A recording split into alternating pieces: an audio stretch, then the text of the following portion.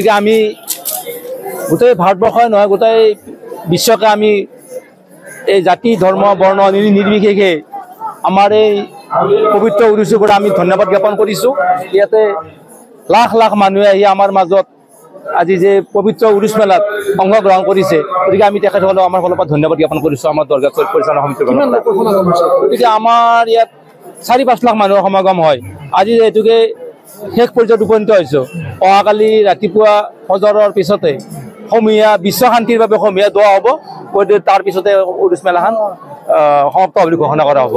ৰাইজক কি ধৰণে আপোনালোকে আপ্যায়ন কৰিছে? ৰাইজক আমি আমাৰ ফালৰ পৰা যিমান সুবিধা পাৰে আমি ৰাইজক সহযোগিতা কৰিছোঁ আৰু আমাৰ ফালৰ পৰাই তেওঁলোকক আমি যিমান পাৰি শুশ্ৰূষাৰ কাৰণে পানীৰ পৰা কলৰ পৰা যিমান পাৰি আমি ব্যৱস্থাটো কৰিছোঁ আমাৰ ফালৰ পৰা।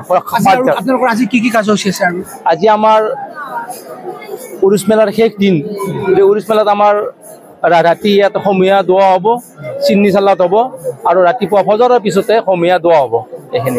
এইখিনিতে এটা কথা সুধিব বিচাৰিছোঁ যে বৰ্তমান সময়ত আপোনালোকৰ যি পবিত্ৰ উৰুচ মেলা চলি আছে, কিন্তু ইয়াৰ সমান্তৰালকৈ বিভিন্ন দল সংগঠন, আপোনালোকৰ যি ইছলাম ধৰ্মাৱলম্বী লোকসকলৰ দল সংগঠন আছে, তেওঁলোকে কৈছে যে ইছলাম ধৰ্মত কোনো ধৰণৰ পবিত্ৰ বা উৰুচ মেলা কোনো ধৰণৰ একো নাই বুলি কৈছে।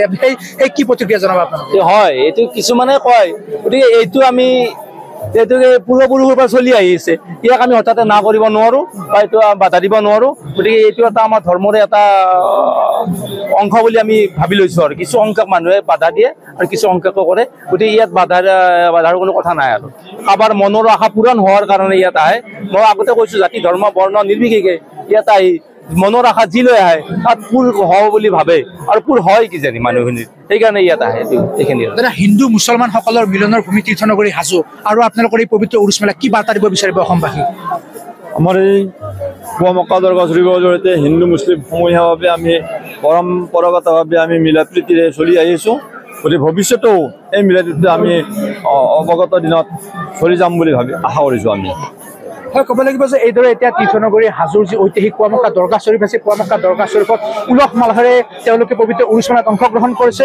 আৰু ক'ব লাগিব যে এই উৰুচ মেলাত ভিন্ন প্ৰান্তৰ পৰা লাখ লাখ লোক আহিছে, লাখ লাখ লোকে তেওঁলোকৰ নামাজ আছে সেই নামাজত অংশগ্ৰহণ কৰিছে। আৰু কাইলৈ ৰাতিপুৱা 5:30 বজাত তেওঁলোকে আকৃতত অংশগ্ৰহণ কৰিব, বিশ্ব শান্তিৰ বাবে তেওঁলোকে দোৱা প্ৰাৰ্থনা কৰিব। হাজোৰ পৰা মই বিকি মেধি, NB নিউজ।